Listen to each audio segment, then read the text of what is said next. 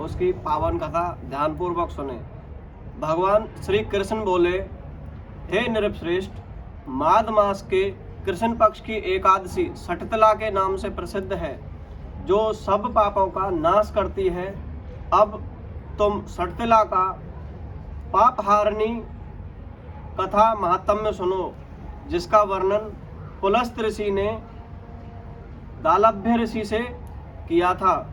एक समय दालभ्य ऋषि के पुलस्त ऋषि से पूछा, ब्राह्मण मृत्यु लोक के मनुष्य ब्रह्म हत्या आदि महान पाप करते हैं, पराये धन की चोरी तथा दूसरे की उन्नति को देखकर ईर्ष्या करते हैं, फिर भी वे नरक नहीं पहुंचते, इसका क्या कारण है? वह न जाने कौन सा दान पुण्य करते हैं जिससे उनके पाप नष्ट हो जाते हैं। यह सब कृपा पूर्वक कहिए। तब पुलस्त मुनि कहने लगे, हे महाभग, आपने मुझसे अत्यंत गंभीर प्रश्न पूछा है।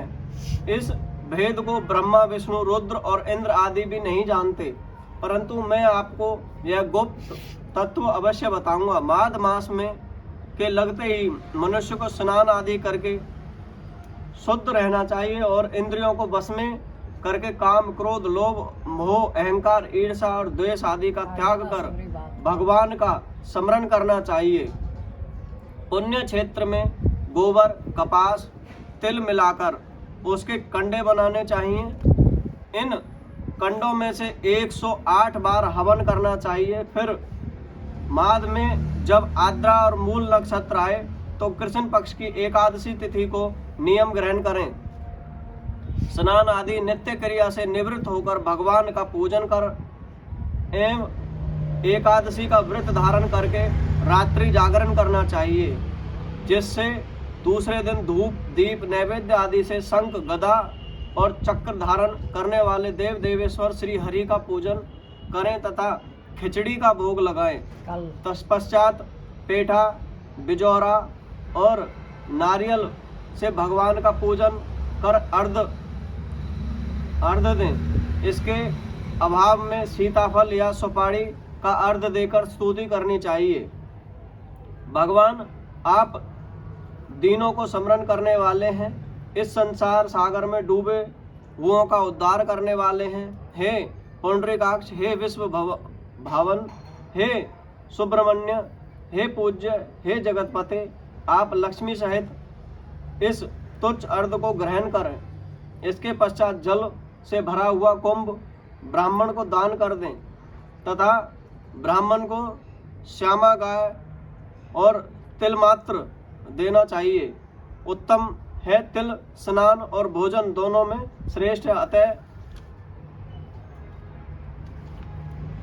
मनुष्य को तिल दान भी करना चाहिए। इस प्रकार जो मनुष्य जितने तिलों का दान करता है उतने ही 1000 वर्ष स्वर्ग में वास करता है। तिल के 6 प्रयोग और तिल का दान इस प्रकार है: तिल स्नान, तिल का उबटन, तिल का हवन, तिल का तर्पण, तिल का भोजन, तिलों का दान। तिल के 6 प्रकार के प्रयोग होने के कारण यह सठतला एकादशी कहलाती है। इस व्रत के करने से अनेक प्रकार के पाप नष्ट हो जाते हैं। इतना कहकर पुलस्त ऋषि बोले, अब मैं सठतला एकादशी की कथा तुमसे कहता हूँ। इस समय नारद जी ने भगवान विष्णु से यही प्रश्न किया था। तब भगवान ने कहा, हे नारद, मैं तुमसे आंखों देखी सत्य घटना कहता हूँ, ध्यानपूर्वक सुने। प्राचीन काल में मृत्युलोक में एक ब्राह्मणी रहती थी। वह सदैव व्रत करती रहती थी। उसका शरीर अत्यंत दुर्लभ हो गया, परंतु उसने कभी देवताओं या ब्राह्मणों के लिए अन्न या धन का दान नहीं किया था। इससे मैंने सोचा कि ब्राह्मणी का व्रत आदि से अपना शरीर शुद्ध कर लिया है, अब इसको विष्णु लोक तो मिल ही जाएगा, परंतु इससे कभी अन्नदान नहीं किया, इसलिए इसकी तुष्टि होनी कठिन है। ऐसा सोचकर मैं भिक्षुक बनकर मृत्युलोक में ब्राह्मणी के पास गया और उससे भिक्षा मांगी। वह ब्राह्मणी बोली, महाराज, आप यहाँ किस लिए आए हैं? मैंने कहा, मुझे भिक्षा चाहिए। इस पर उसने एक मिट्टी का ढेला मेरे भिक्षा पात्र में डाल दिया। मैं उसे लेकर लौट आया। कुछ समय पश्चात वह ब्राह्मणी भी शरीर त्याग कर स्वर्ग में आ गई। उस ब्राह्मणी को मिट्टी का दान करने से स्वर्ग में सुंदर महल मिला, परंतु उसने अपने को अन्न आदि सब सामग्रियों से शून्य पाया।